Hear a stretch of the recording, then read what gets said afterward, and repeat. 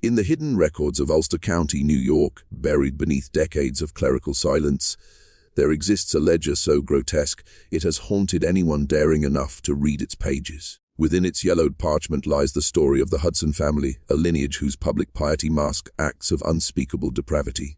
By 1842, the Hudsons had transformed a modest Dutch colonial mansion into an institution that outwardly claimed to save souls. But in reality, it served as a brothel, meticulously disguised as a church. And tonight, for the first time, we will step behind the carved oak doors to witness the horrors that the local community never suspected. Patrick Hudson, the eldest sibling, exuded the kind of charisma that commanded both trust and fear. His grey eyes, sharp as broken glass, could disarm a skeptic in an instant. Kathleen, his sister, moved with the cold precision of a predator, her beauty a tool as lethal as any blade. The youngest, Sean, possessed an angelic gentleness, a mask that lured in those who believed themselves safe. Together, they orchestrated a system of control so sophisticated that no one in Kingston, or the surrounding villages, suspected their mansion was a den of exploitation cloaked in sermons and hymns. By all appearances, they were devout Christians, the kind that townsfolk admired, the kind whose prayers were heard in church pews and whose charity was praised in the local gazette. But the Hudsons' version of devotion had a dark undertone, one that transformed female penitents into commodities. Young women, sent by desperate families to find salvation, were instead trapped in a cycle of obedience and terror. Each prayer, each ritual, each act of piety was carefully calculated to strip away identity, to cultivate submission, and to normalize the unthinkable.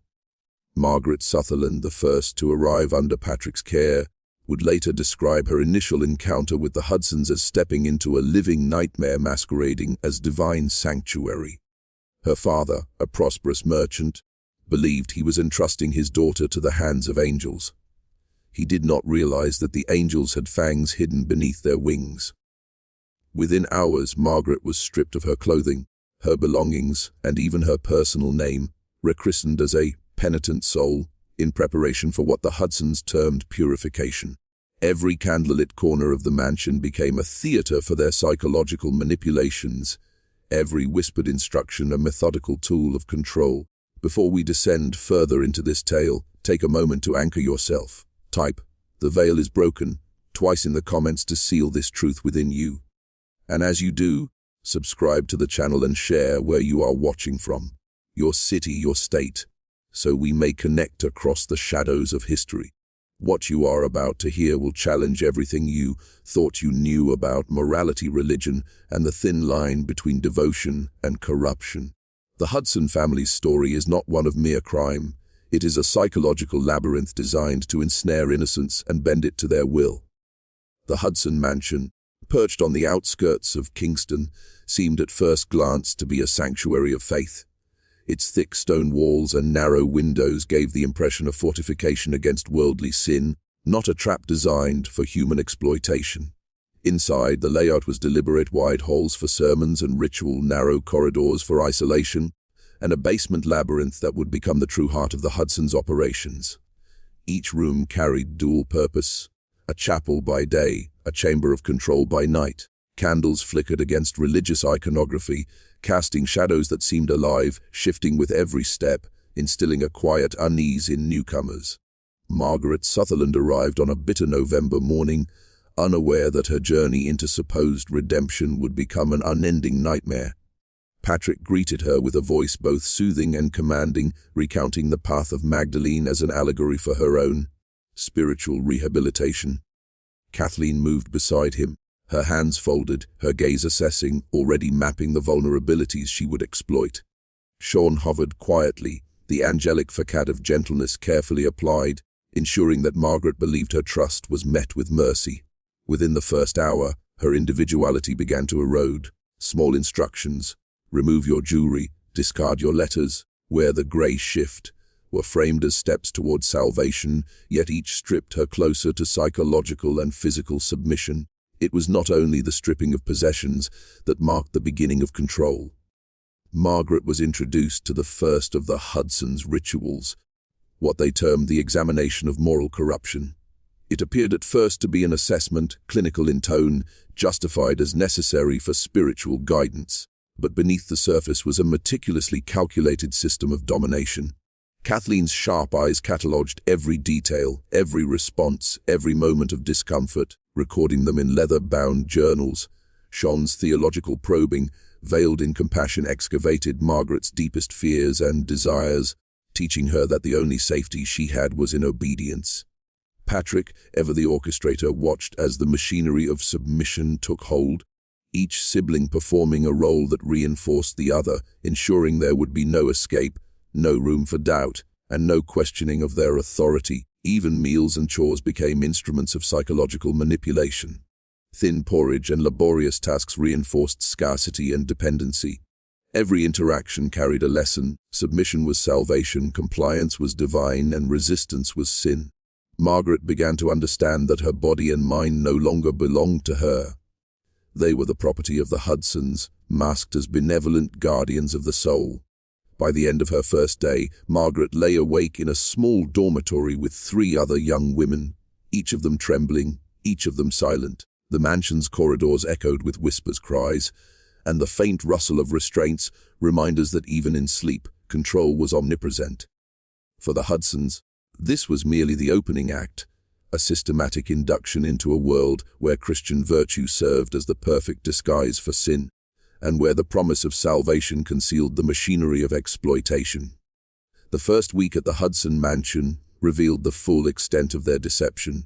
Margaret and the other young women were subjected to a relentless routine, a ritualized combination of labor, prayer, and observation that blurred the lines between piety and imprisonment.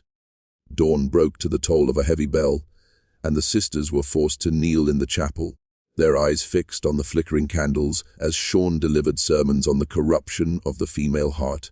Each word was a calculated incision designed to instill guilt, fear, and unquestioning obedience. Even the most mundane instructions, how to fold linen, sweep the floors, or arrange the dinner table, were enforced with a rigor that left no room for independent thought. Kathleen's influence was particularly insidious. She moved through the mansion like a shadow, correcting posture, facial expression, and tone of voice, teaching the women that every instinct, every reaction, even every whisper of emotion could be sinful. Her methods were both subtle and severe, a blend of intimidation and reward. A small gesture of compliance, kneeling in the chapel at the precise moment speaking the approved words, could earn a quiet nod, a fleeting reassurance of worth. A misstep, however, invited scorn, isolation, and the infamous reflection period, a punishment in which the woman would be confined in the basement for hours, often in near darkness, with only her own thoughts as company. Meanwhile, Patrick observed from a distance, a constant presence even in absence. He maintained the illusion of benevolent oversight, yet his attention was always focused on the outcomes of the Hudsons' carefully constructed system. He measured the psychological fractures forming in each woman, noting which fears were most pliable, which weaknesses could be exploited. The mansion's basement, once merely storage, had become a laboratory of control, a place where religious ritual concealed coercion, and where spiritual therapy seamlessly intertwined with the exploitation that would later be revealed to the horrified public. Sean's role was no less sinister. His gentle demeanor masked a mind trained to manipulate the human psyche. He conducted what were called spiritual interviews, but in truth they were sessions of calculated psychological dissection. He listened to confessions but also planted suggestions, nudged thoughts and reframed memories to deepen dependency. Margaret, like the others, learned quickly that resistance was futile. Even an act as private as a fleeting rebellious thought was intercepted by subtle questioning, by a word, a glance, or a sermon that made her question her own mind. By the end of that first week, the young women were no longer merely residents of the Hudson mansion. They had become instruments in a system that demanded absolute conformity. Their names, their pasts, their identities were being systematically stripped away, replaced by the roles assigned to them by the Hudson siblings. It was a transformation so complete, so silent, that even the most vigilant outsider would have assumed the mansion was a beacon of faith. And yet, beneath the surface, the machinery of control was gearing up for a darker purpose. one that would turn the Hudsons' religious facade into a den of sexual exploitation, carefully disguised beneath the veneer of salvation. Evenings at the Hudson mansion carried a darkness that daylight could not dispel. After the thin meals and the obligatory prayers, Margaret and the other young women were summoned to what Patrick called the sanctuary of purification, a series of basement chambers designed to appear holy but function as instruments of manipulation. Here, the pretense of spiritual therapy became indistinguishable from exploitation. Candles flickered against walls adorned with crosses and biblical verses, creating an illusion of sanctity while masking the machinery of control hidden in plain sight. Each room was outfitted for specific purposes: reflection, confession, labor, and most disturbingly, what Patrick described as intensive purification sessions. It was during these sessions that the true nature of the Hudson enterprise revealed itself. Margaret would later testify that she and the other women were subjected to procedures that no religious institution could legitimately sanction. What was called spiritual correction was, in reality, a meticulous system of sexual coercion. Kathleen's clinical assessments of the body continued under the guise of moral inspection, but now, guided by Patrick's and Sean's observations, the sessions included explicit acts framed as divine instruction. Each woman's reactions were noted, catalogued, and used to determine how best to break her will, to convert fear into compliance, and to normalize behaviors that society would later deem immoral or criminal. Sean's gentle voice, once comforting, became a tool for psychological domination. He questioned Margaret about her desires, her shame, her private thoughts, twisting her confessions into chains of dependence. He whispered that salvation required surrender, that only through absolute obedience could she be cleansed. The mansion, so carefully designed, echoed with whispered confessions and muffled sobs, but these sounds were never disturbing to the Hudsons. They were proof of progress. Even the other women, silent and trembling, served as a reminder of the inevitability of control. No one spoke, no one resisted, everyone adapted, or was broken. During these sessions, Patrick maintained the appearance of oversight and morality, presenting the entire operation to any outsider as rigorous religious therapy. Letters sent to families assured them that progress was being made, that their daughters were learning humility and spiritual discipline.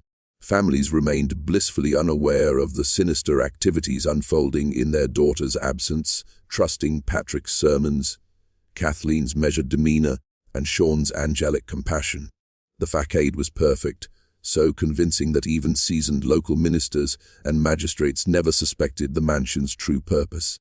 By the end of the first month, Margaret and the others were no longer just students of morality. They were instruments in a complex, diabolical system.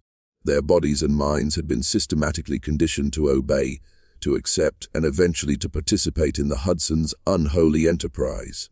The mansion had transformed them into shadows of their former selves, and with each passing day, the line between religious instruction and sexual exploitation blurred further. Type, "The veil is broken," twice in the comments to anchor this revelation within you. Remember, what you are witnessing is not myth, but a meticulously orchestrated history of deception, control, and forbidden acts cloaked in divine authority. By the second month, the Hudson's operation had evolved into a seamless machinery of exploitation, invisible to the outside world yet meticulously organized within the mansion. Families, desperate to save the reputations of daughters or wives, continued to send them willingly, believing they were offering salvation. Each arrival was carefully processed. Patrick oversaw the intake, Kathleen conducted the physical and psychological examinations, and Sean probed the deepest corners of the mind.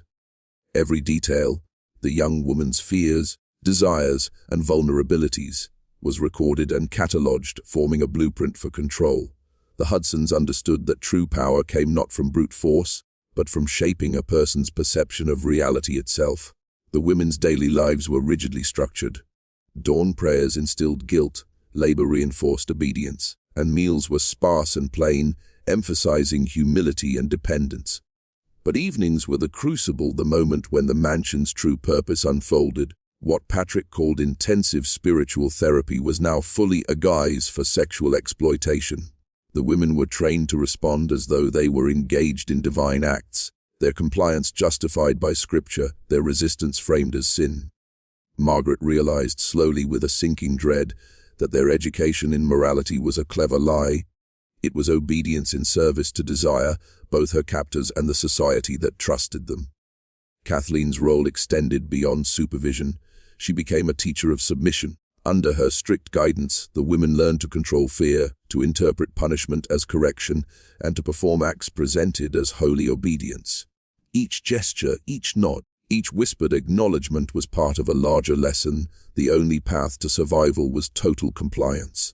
Any hesitation or refusal was punished with isolation in the basement, hours spent in near darkness, leaving the mind to wrestle with its own terror. By the time they returned to communal spaces, their spirits had been subtly reshaped.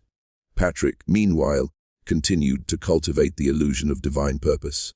Letters to families recounted progress, described lessons in humility and grace, and reassured them that their daughters were thriving in faith.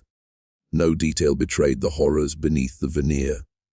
Sean's interviews became more invasive, now incorporating subtle suggestions that reinforced guilt, dependency, and fear. Margaret began to understand that resistance was not only dangerous but impossible. The Hudsons had mapped every response, every weakness, and turned them into levers of control. And yet, even in this dark, orchestrated hell, Margaret and the other women were made to believe they were participants in a sacred process. Their minds were entangled with fear and faith, obedience and hope, until truth itself became a memory too distant to grasp.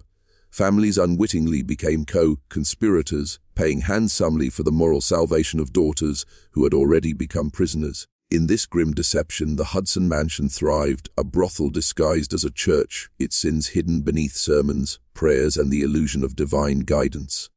Resistance, however faint, was inevitable. By the third month, a few of the women, still clinging to fragments of self, began to question the Hudsons' authority. Margaret noticed subtle exchanges of defiance, a glance held too long, a whispered word, a hesitation in prayer. But the mansion had been designed to detect even the smallest fracture of obedience. Kathleen, ever vigilant, would intercept these sparks of rebellion. She taught the women that doubt itself was a sin, a whisper of Satan that needed immediate correction. Punishments escalated: extended confinement in the basement, denial of meals, and prolonged psychological interrogation by Sean, whose gentle demeanor had become a weapon. Sean's methods were terrifying in their subtlety. He asked questions framed as concern, probing deeper into fears the women barely admitted to themselves. "Tell me of the moment you first felt shame," he would whisper, leaning close, his voice soft as silk. "Where did the devil first enter your heart?" The questions appeared pastoral, but they were carefully engineered to dismantle identity. Margaret found herself confessing not just actions, but thoughts, fantasies, and private regrets.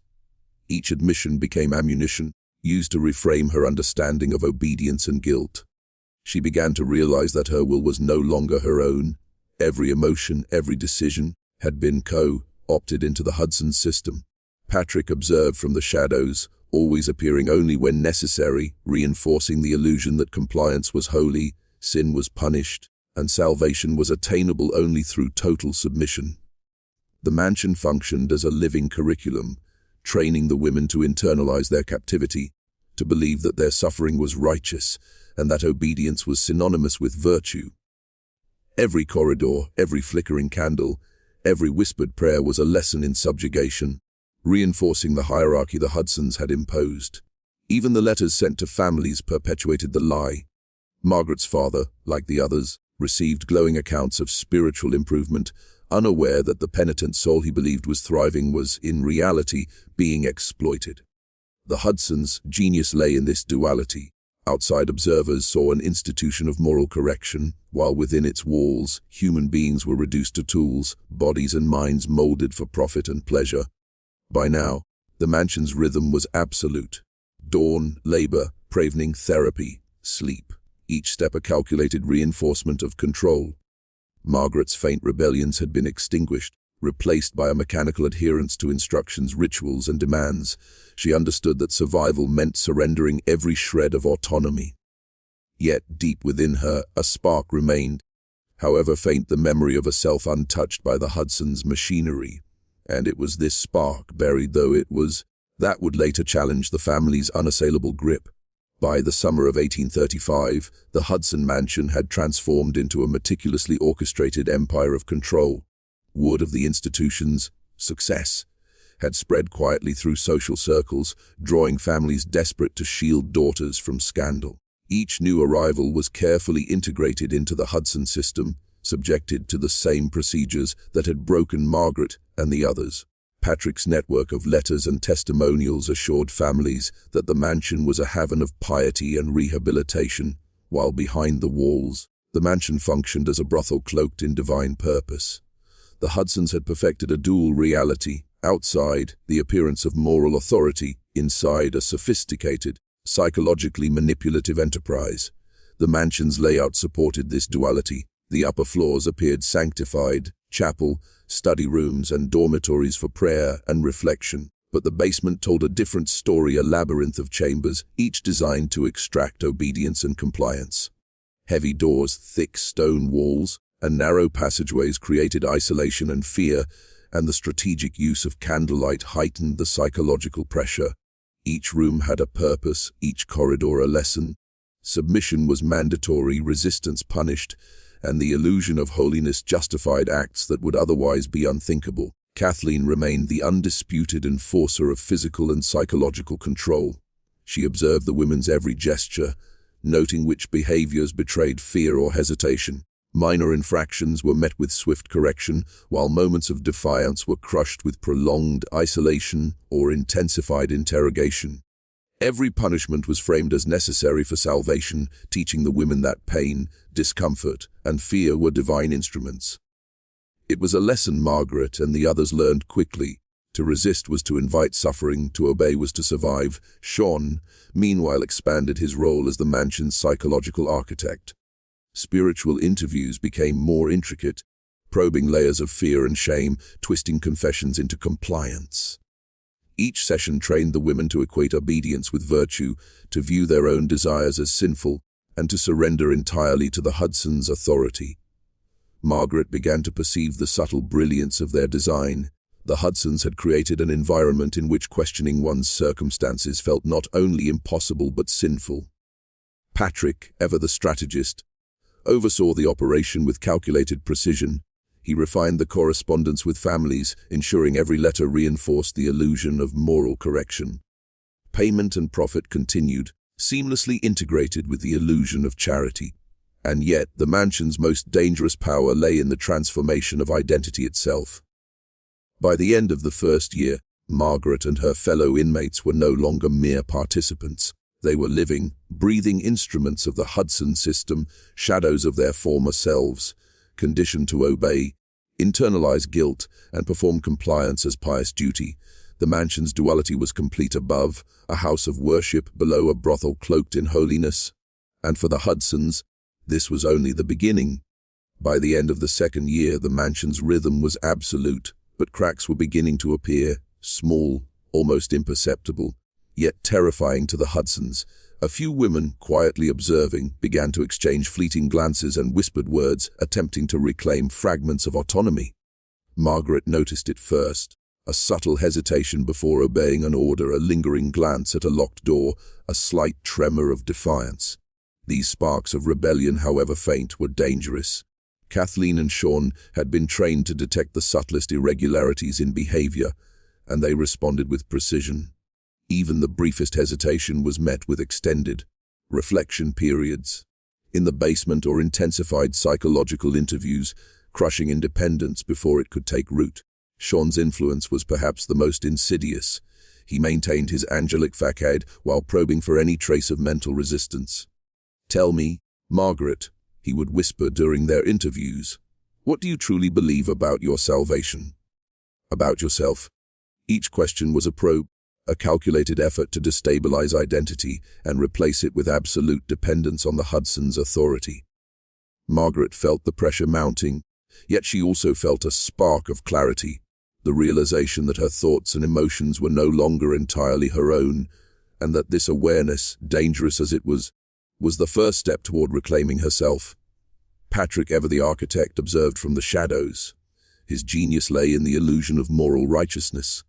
Families continued to trust him, sending daughters into his mansion with confidence, while below the surface the women were being trained to obey, to internalize guilt, and to perform acts they would later describe in nightmares. Letters assured parents that spiritual growth was occurring, each word, carefully crafted, concealed a network of abuse perfected over months and years. Kathleen remained relentless, a master of conditioning and control. She taught the women that fear was virtue, that obedience equaled morality, and that the smallest act of defiance was evidence of sin.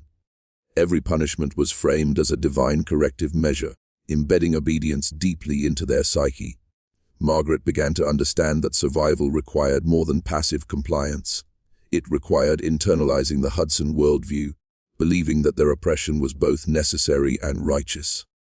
Type, "The veil is broken," twice in the comments to seal this truth within you. This is the moment when the mansion's darkness fully entwines with the soul, when identity is tested, reshaped, and, for some, nearly extinguished. The women's struggle, hidden from the outside world, had become a psychological battlefield where courage and survival collided with the Hudsons' meticulous cruelty. And yet, beneath this suffocating control, the smallest spark of resistance remained, waiting, perhaps, for the moment it could ignite something far greater than fear alone. By the third year, the Hudson mansion had grown into an institution of terrifying efficiency. Word of its success reached farther into New York and New England, attracting families desperate to safeguard the reputations of daughters or wives. Patrick oversaw the careful vetting of each family, ensuring they were willing to pay handsomely for the promise of moral salvation. Each new arrival was systematically processed, subjected to the same regimen that had broken Margaret and the others. Letters were sent to parents, glowing with progress and assurances, all while the mansion functioned as a brothel cloaked in sanctity. The Hudsons had perfected the dual reality above, religious devotion below, exploitation meticulously disguised as spiritual therapy. The women were further conditioned to accept the Hudson worldview. Dawn prayers instilled guilt, labor in the workrooms strengthened obedience, and evening therapy sessions reinforced the illusion of holiness while systematically eroding identity. Margaret and the others became both victims and instructors, witnessing new arrivals endure the same processes they had survived. Each woman's reactions were catalogued, teaching the Hudsons which methods worked best for compliance, which gestures of fear or hesitation could be converted into obedience, and how spiritual rhetoric could normalize acts of coercion. Kathleen's role expanded in sophistication. She introduced techniques that combined humiliation, isolation, and forced rituals, all framed as necessary for salvation. Her examinations of moral corruption became psychologically intricate, designed to make each woman doubt her own mind. Failure to obey, even in thought, was punished with deprivation, extended confinement, or intensified sessions of spiritual interrogation by Sean, whose gentle voice had become a weapon. Margaret began to perceive the breadth of their control. Each action, each thought, each feeling was meticulously monitored, analyzed, and reshaped to fit the Hudson system. Patrick ensured that outward appearances remained flawless. Local ministers praised the mansion as a beacon of virtue, while families continued to trust the Hudsons implicitly. Payment for services flowed steadily, blending seamlessly with the illusion of moral charity. The mansion's operations were now a well-oiled machine. Letters, rituals, labor, obedience, punishment and profit interwove into a rhythm that made questioning impossible. The women had been trained to see themselves not as captives, but as participants in a holy process, internalizing guilt and equating compliance with virtue. And yet, beneath the enforced submission, the faintest sparks of resistance persisted. Margaret, though physically and psychologically constrained, recognized subtle ways to maintain fragments of her identity, small acts of mental defiance. Imagined prayers, recollections of a life before the mansion, were dangerous but essential. The Hudsons' perfection was formidable, but even the most meticulously controlled system contains flaws. And within those cracks, the seeds of revolt were quietly germinating, invisible to Patrick, Kathleen, and Sean. By the mid-1830s, the Hudson mansion was no longer just a local curiosity. It had become a whispered legend among families of influence. Patrons spoke of it in hushed tones, not as a house of punishment, but as a place where wayward daughters could be reclaimed from scandal. Each recommendation extended the Hudsons' reach, drawing in families from surrounding states who sought quiet solutions to their domestic disgraces. The mansion became a revolving door of arrivals and departures, each young woman stripped of her name, her history, and her will. Patrick orchestrated this expansion with chilling precision. He maintained impeccable correspondence with families, each letter polished with religious sincerity. Parents received glowing accounts of progressed daughters who had once been stubborn, were now described as humble and reformed, eager to serve God and family alike. These letters were often accompanied by carefully scripted notes from the women themselves, penned under Kathleen's supervision, ensuring that families remained unsuspecting. Payments increased, disguised as donations or tuition for continued spiritual education. Behind the curtain of righteousness, profit and exploitation flourished in tandem. The mansion's basement operations had grown more elaborate. The chambers of reflection and correction were now supplemented by ritualized performances, framed as sacred purification rites. These sessions became the Hudsons' most profitable secret. Women were trained to obey, to perform, and to believe that their compliance was holy duty.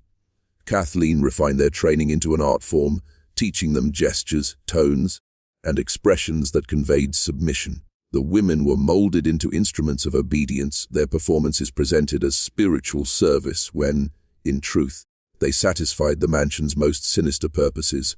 Sean's interviews became increasingly invasive, pressing deeper into the psyche.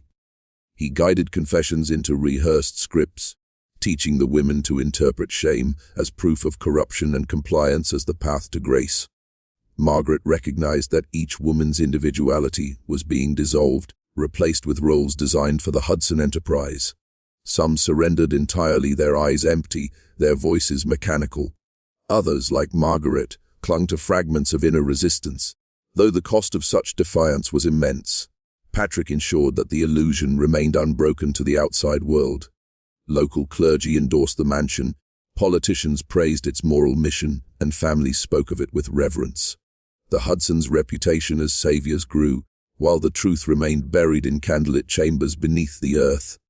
The mansion was no longer just a house of faith. It was an institution, a machine of exploitation camouflaged beneath sermons and prayer.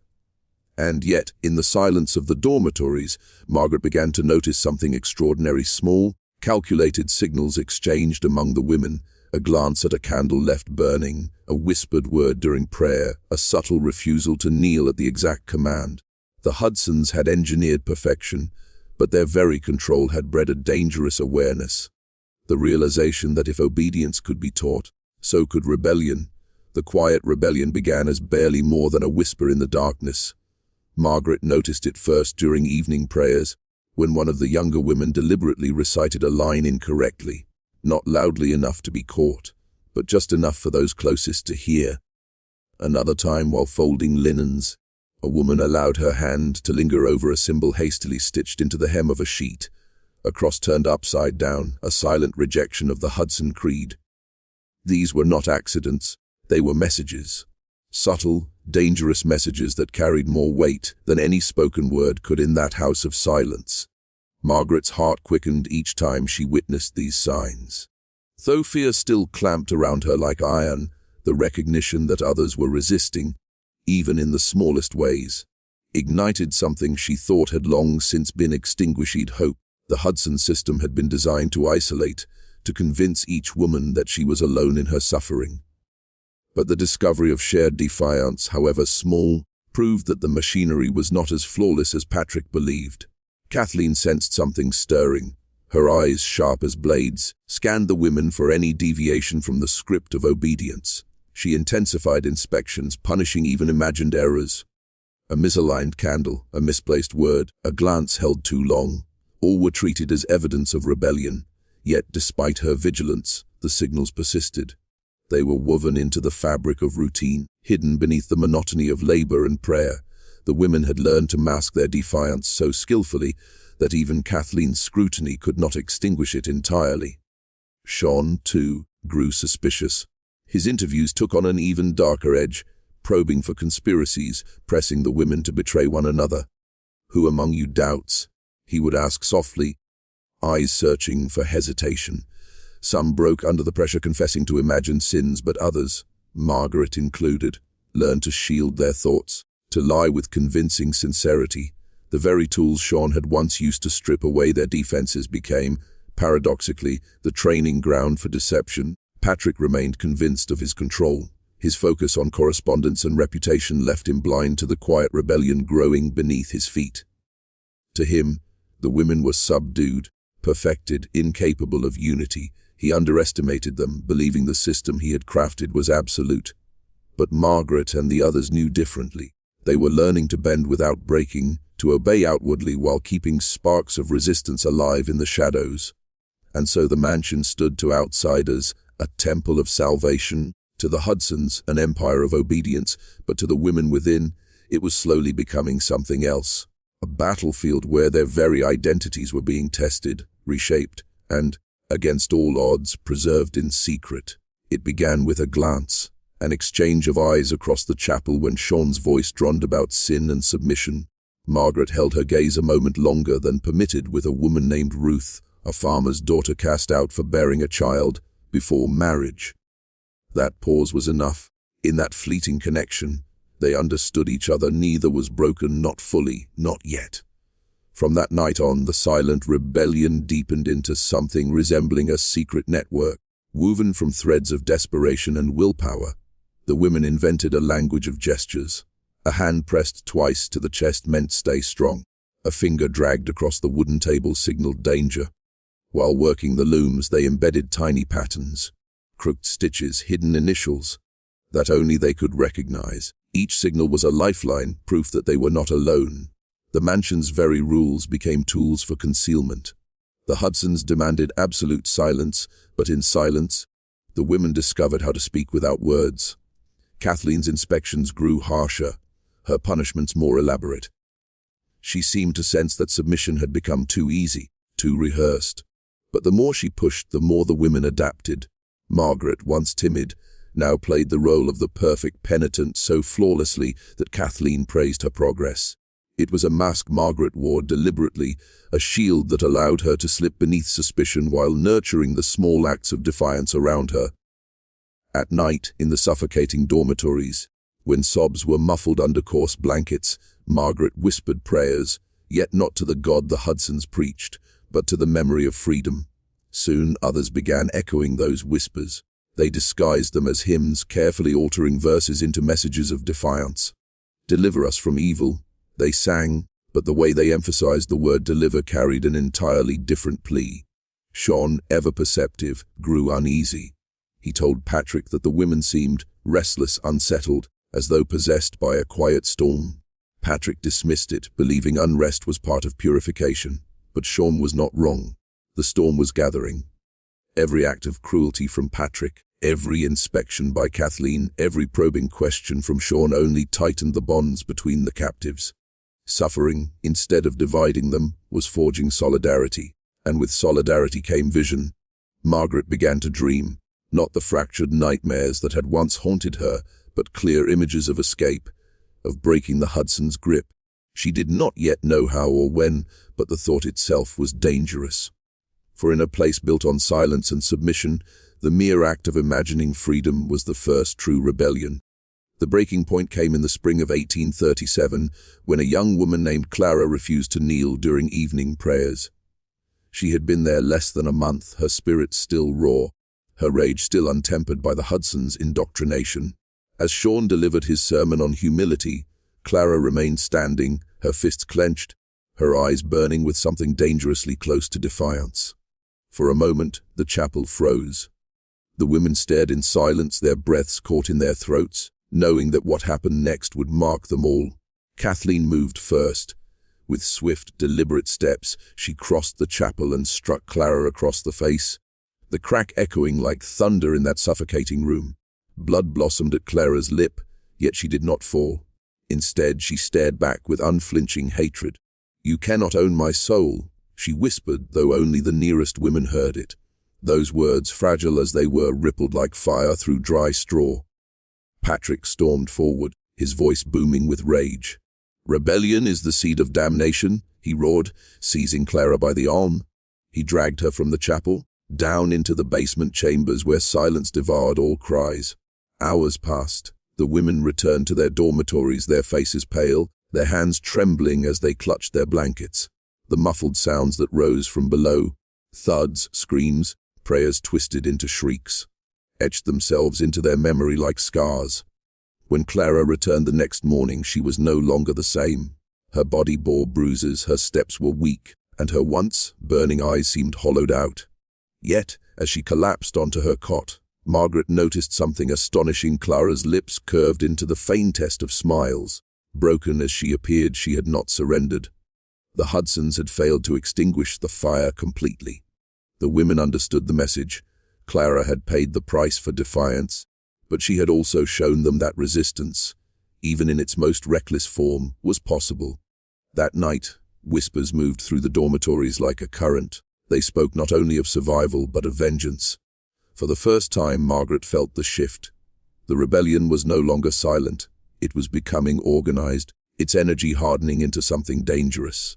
But danger cuts both ways. Sean's suspicions deepened, and Kathleen's punishments grew crueler.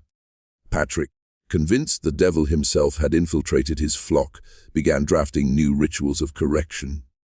Rituals that would push the women further into terror than they had ever imagined.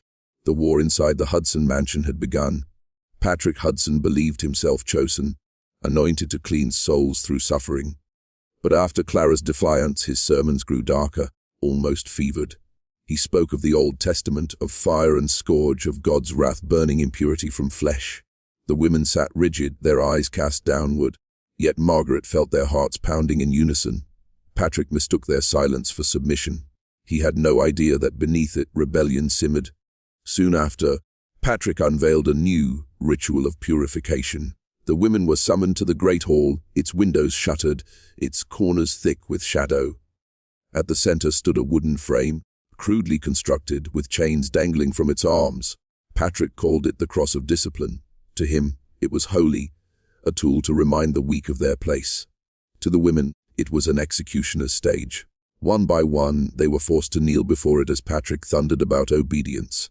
Sean stood nearby, his eyes cold, his voice low as he recited scripture to justify the cruelty. Kathleen, her lips curled in grim satisfaction, inspected each woman with hawk-like precision. When Margaret's turn came, her knees cracked against the stone floor, and her palms dug into her thighs to keep from trembling. Patrick's words rained over her, but she didn't hear them. She heard Clara's whisper echoing in her mind, "You cannot own my soul."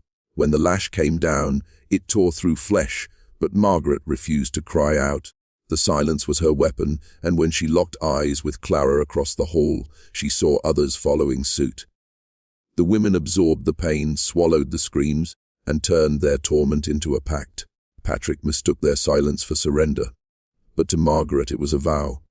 The ritual continued for days, leaving bruises, blood, and scars across fragile bodies. Yet something shifted. Each punishment only deepened their unity. In the dormitories, they tended one another's wounds in secret, whispering words of comfort while smearing salves made from stolen herbs. The mansion, once an engine of isolation, had become the forge of a sisterhood. Still, danger hung thick in the air. Sean, ever observant, began recording the women's behaviors in a leather-bound ledger, noting which ones resisted inwardly and which ones showed troubling signs of solidarity. Margaret had seen him writing, his quill scratching like a blade against paper. She knew that ledger would become a death sentence if it fell into Patrick's hands. And then, one storm-lashed night, it happened. Kathleen caught two women whispering after lights out. Their punishment was swift, brutal, and public. Yet in that brutality, something was exposed. The Hudsons were no longer in control. Their cruelty had become predictable, even desperate. The mansion was slipping, and Margaret, her body aching but her spirit blazing, knew what came next. The whispers of escape were no longer fantasy. They were a plan.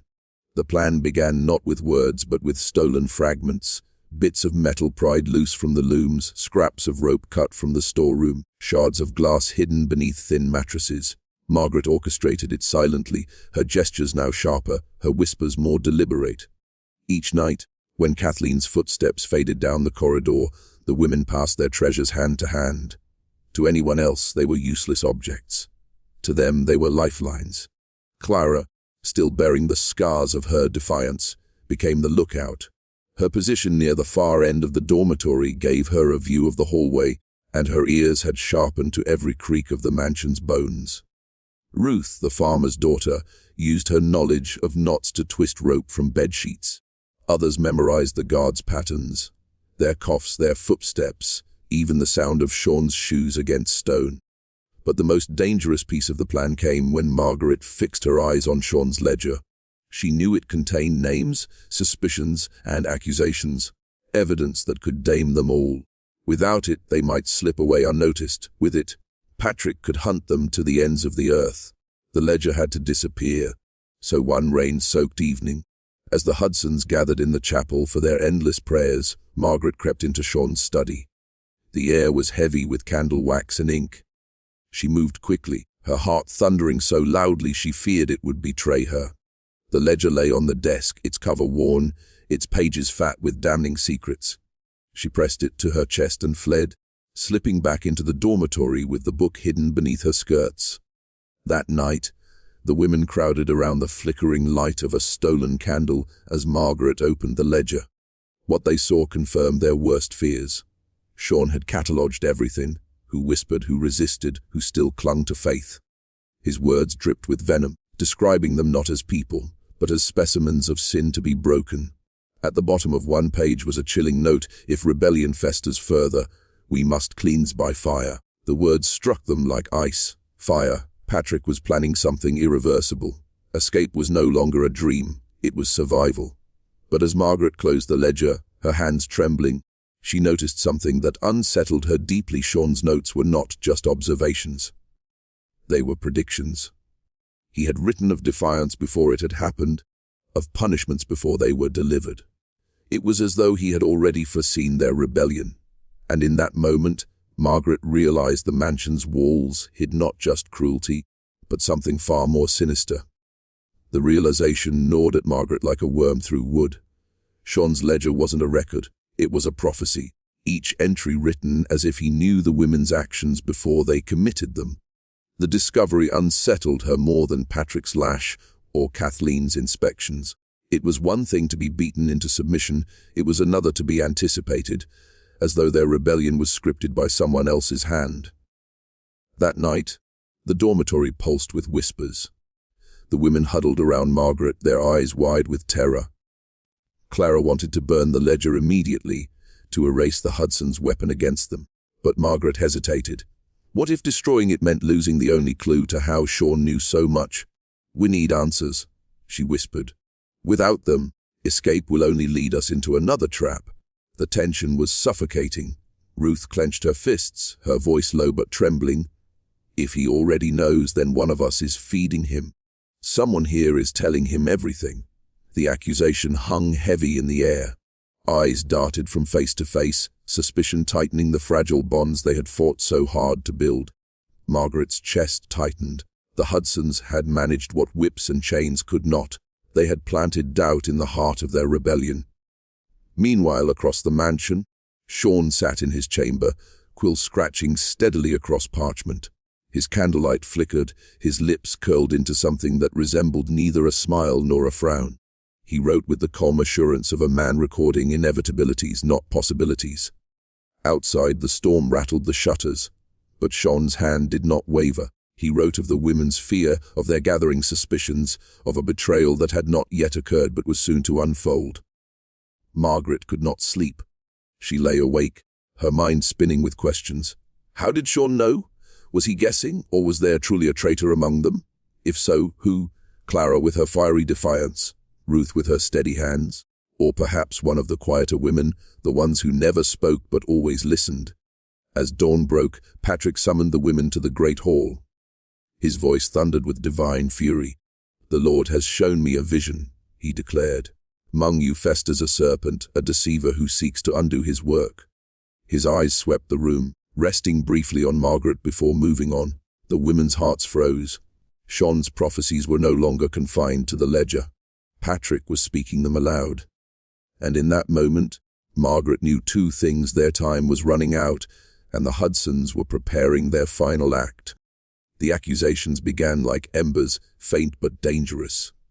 Patrick's booming declaration had planted the seed, and now suspicion twisted its way through the women like a thorned vine. In the dormitory, whispers turned sharp. Clara swore she had heard Ruth speaking too softly with Kathleen one evening. Ruth countered that Clara's recklessness had nearly doomed them all before. Others sat in silence, their eyes darting nervously, unwilling to choose sides but unable to silence their doubts. Margaret fought to hold them together. "This is what they want," she hissed. "Division, distrust. If we fracture, they win." But even as she spoke, she felt the cracks widening. Fear is a weapon sharper than any lash, and Patrick wielded it with precision. The breaking point came when Kathleen entered the dormitory unannounced, her lantern casting cruel light over the women's faces. She demanded to know who had stolen certain forbidden items, though she never said what they were. It was a test, and they all knew it.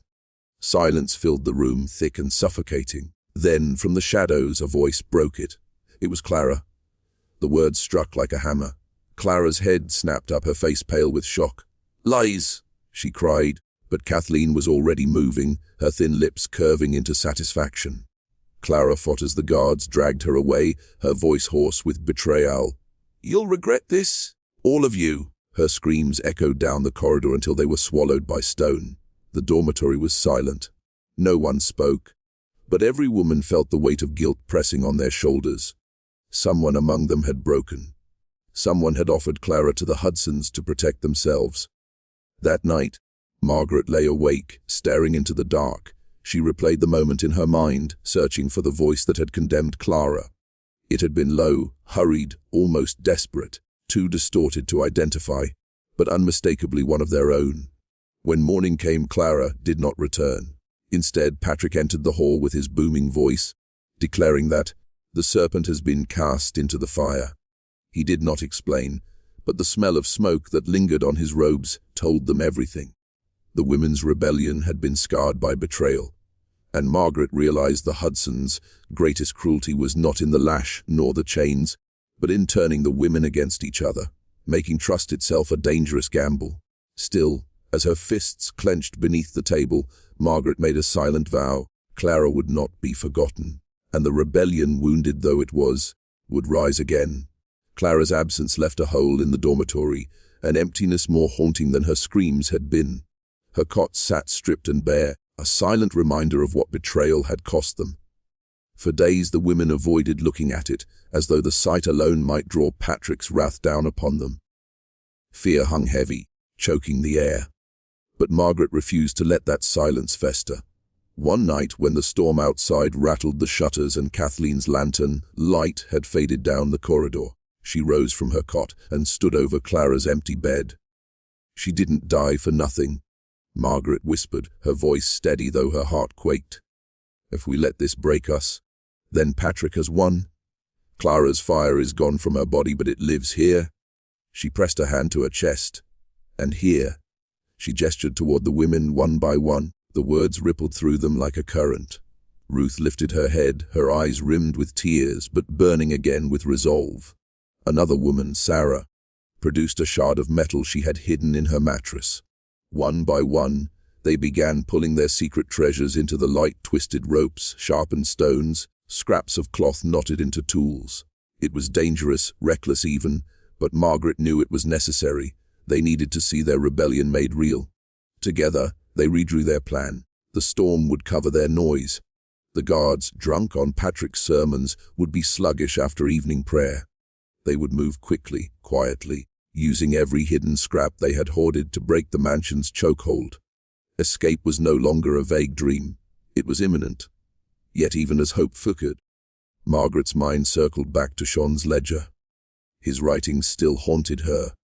The way he had predicted their actions before they happened. She could almost feel his eyes watching them even now, as if he were recording this very moment in that cursed book. If Sean truly foresaw their moves, then every plan, every whisper, every stolen scrap might already be known. That thought chilled her more than Patrick's threats. For cruelty could be resisted, but foresight, that was a weapon she didn't yet know how to fight. Still, Margaret hardened her jaw. "We move soon," she told the women, her voice low, commanding. "If Sean already knows, then let him. We will not bend, we will not kneel." A murmur of agreement rose. In that suffocating dormitory, among scars and shadows, the rebellion found its pulse again. Clara's fire lived on. But outside, in the study, Sean dipped his quill, his ledger open to a fresh page.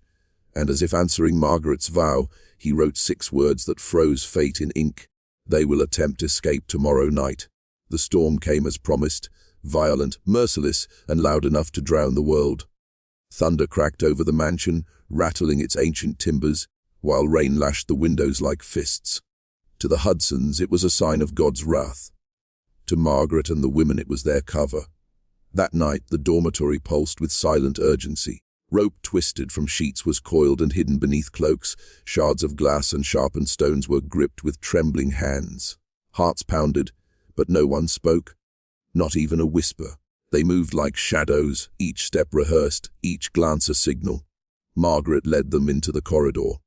The storm masked the creak of the floorboards, the groan of hinges. Their plan was simple: slip through the service passage near the kitchens, scale the outer wall with the rope, and vanish into the woods. Freedom was only a dozen steps and one wall away, but the mansion seemed to breathe against them. Every corner stretched longer, every shadow deepened. Twice they froze as footsteps passed, guards half asleep, muttering prayers, their lanterns swinging dim light. Each time, Margaret felt her heart lurch, but luck favored them. They reached the kitchens, where the smell of smoke and ash clung thickly in the air. The door to the passage was before them. Then came the sound. Slow, deliberate clapping. The women turned. Sean stood in the doorway, his eyes gleaming with something colder than triumph. In his hand was the leather-bound ledger. "Did you truly think," he said softly, "that I had not already written this moment?" The storm outside roared, but inside, silence cut sharper than any blade. The women clutched their makeshift weapons, their eyes wide, their breaths shallow. Margaret stepped forward, fire in her chest, fury burning through fear. "You don't own us?" she spat. "Not our bodies, not our souls, not our future." Sean tilted his head, almost pitying. "Your souls were surrendered the moment you stepped inside these walls. Everything since has been but performance. Even this," he raised the ledger, "is already written." Before Margaret could answer, Patrick's voice thundered from the hall. Guards surged in, lanterns blazing, weapons raised. The passage was blocked. The women were surrounded. The rebellion had not even begun, and already it was caught in Sean's ink. But Margaret's grip tightened on her shard of glass. If Sean had written their failure, then she would write something new, with blood if necessary. The storm outside cracked like the heavens splitting open, and inside the Hudson mansion, the first blow of true rebellion was about to fall. The great hall became a battlefield. The women, driven by desperation and Clara's memory, struck first. Margaret lunged at the nearest guard, her shard of glass slashing across his arm. He howled, stumbling back, lantern crashing to the floor. Flames leapt instantly, hungry and wild, devouring the dry tapestries that lined the walls. The mansion, built to contain, now threatened to consume. Chaos erupted. Ruth swung her rope like a whip, wrapping it around another guard's throat. Sarah hurled stones with savage precision. The women fought like cornered wolves, each strike fueled by years of humiliation, each scream a release of chains long carried in silence. Patrick stormed into the blaze, bellowing scripture as though his voice alone could subdue the fire and fury. "You are wicked daughters of Eve! You will burn for this rebellion!" His words were swallowed by the roar of flames. He charged at Margaret, whip in hand, eyes blazing with righteous fury. Margaret met him head-on. The whip cracked, tearing across her shoulder, but she did not falter. With a cry that carried every scar, every lash, every stolen breath, she drove her shard into his chest. His roar turned into a gasp. He staggered, blood staining his robe, before collapsing beneath the growing fire.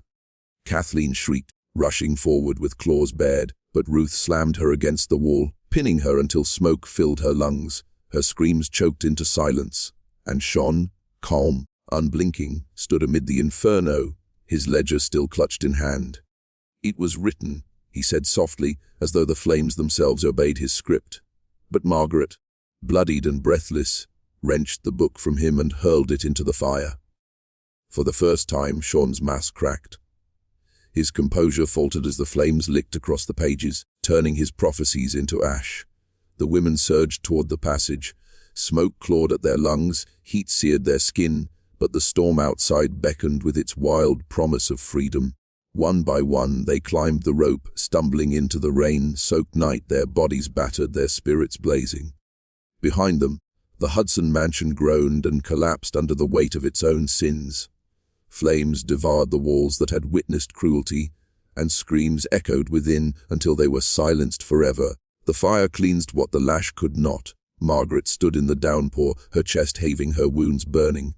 Around her, the women gathered, suits streaked, trembling, but alive. For the first time, they were not captives, they were survivors. Clara's words echoed in her mind, "You cannot own my soul." The storm raged, the mansion burned, and freedom, bought with blood, fire, and defiance, was theirs at last. The Hudson's reign of terror ended not with scripture, but with ash. And the women, once broken, rose from the flames unbowed.